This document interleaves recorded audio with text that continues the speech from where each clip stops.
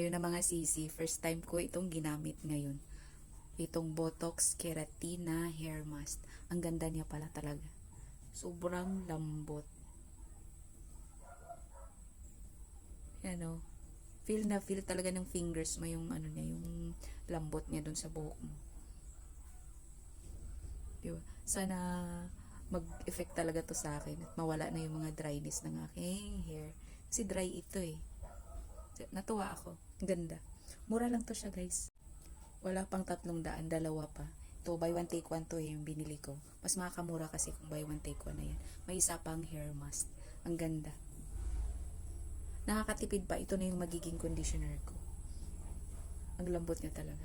Katawa. Hindi ko nga to siya binabad ng matagal.